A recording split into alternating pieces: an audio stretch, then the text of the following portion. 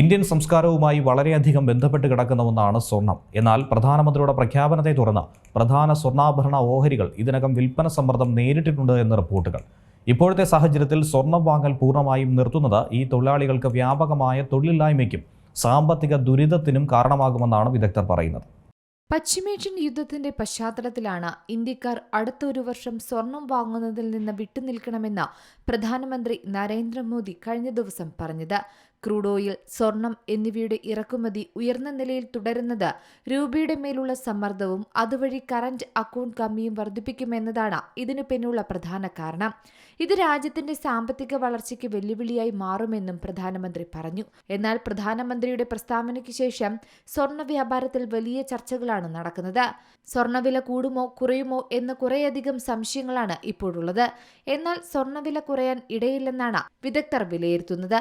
കാരണം രാജ്യാന്തര സ്വർണ്ണവിലയ്ക്കനുസരിച്ചാണ് കേരളത്തിലും വില മാറുന്നത്. രൂപയുടെ വിനിമയ നിരക്ക്, മുംബൈ വിപണിയിലെ വില നിലവാരം എന്നിവയും വിലനിർണ്ണയത്തിലെ ഘടകങ്ങൾ തന്നെയാണ്. എന്തായാലും മോദിയുടെ പ്രസ്താവനയെ തുടർന്ന് ഗോൾഡ് പർച്ചേസ് കുറഞ്ഞാൽ ഫലത്തിൽ സ്വർണത്തിന്റെ ഡിമാൻഡ് താഴുമെന്നത് യാഥാർത്ഥ്യമായ ഒരു കാര്യമാണ്. അതേസമയം അത് സ്വർണ്ണവിലയിൽ വലിയ ചാഞ്ചാട്ടങ്ങൾക്ക് കാരണമാകില്ലെന്നാണ് പറയുന്നത്. എന്തായാലും പ്രധാനമന്ത്രിയുടെ പ്രസ്താവന ഇന്ത്യക്കാർക്കിടയിൽ വലിയ ചർച്ചകൾക്കാണ് വഴിവെച്ചിരിക്കുന്നത്. നമുക്കറിയാം, ഭാരതീയർക്ക് സ്വർണത്തോടുള്ള താല്പര്യം പരസ്യമായ കാര്യമാണ്. അതിനാൽ തന്നെ ലോകത്തിലെ ഏറ്റവും വലിയ സ്വർണ്ണ ഇറക്കുമതിക്കാർ കൂടിയാണ് ഇന്ത്യ. വിവാഹം, ഉത്സവ സീസണുകൾ, മറ്റെന്തെങ്കിലും ആഘോഷം തുടങ്ങിയവയിലെല്ലാം സ്വർണം വലിയ പങ്കാളിയാണ്. ആഭ്യന്തര ആവശ്യത്തിന് 90% നിറവേറ്റുന്നതിനായി വർഷം തോറും 700-800 ടൺ സ്വർണമാണ് ഇവിടെ ഇന്ത്യയിൽ ഇറക്കുമതി ചെയ്യുന്നത്.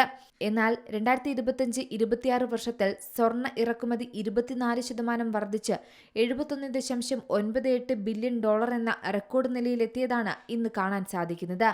ഇന്ത്യയുടെ മാക്രോ ഇക്കണോമിക് സ്ഥിരതയുടെയും ഇറക്കുമതി മാനേജ്മെന്റിന്റെയും കാഴ്ചപ്പാടിലൂടെയാണ് പ്രധാനമന്ത്രിയുടെ സന്ദേശത്തെ കാണേണ്ടതെന്നാണ് സാമ്പത്തിക വിദഗ്ധർ വിലയിരുത്തുന്നത്. അതായത്, ഒരു വർഷത്തേക്ക് സ്വർണം വാങ്ങുന്നത് ഒഴിവാക്കണമെന്ന പ്രധാനമന്ത്രിയുടെ ആഹ്വാനത്തിൽ ആശങ്കപ്പെടേണ്ട സാഹചര്യമില്ല എന്നും.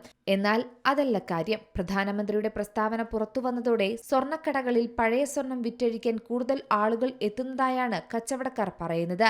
വില ഇടിയും മുമ്പ് വിറ്റ് ലാഭമെടുക്കാനാണ് ആളുകൾ ശ്രമിക്കുന്നത്. എന്തായാലും പ്രധാനമന്ത്രിയുടെ ആഹ്വാനപ്രകാരം ഇന്ത്യ സ്വർണം വാങ്ങലുകൾ മരവിപ്പിക്കാൻ തീരുമാനിച്ചാൽ അത് ലോകത്തിനൊരു വലിയ സംഭവമായി മാറുമെന്ന് തന്നെയാണ് വിപണി നിരീക്ഷകർ പറയുന്നത്.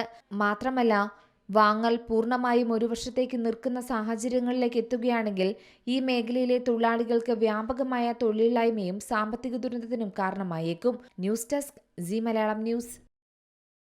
ഏറ്റവും പുതിയ വാർത്തകളും വിശേഷങ്ങളും വിരൽ തുമ്പിലറിയാൻ സി മലയാളം ന്യൂസ് എല്ലാ ഡിജിറ്റൽ പ്ലാറ്റ്ഫോമുകളിലും ലഭ്യം.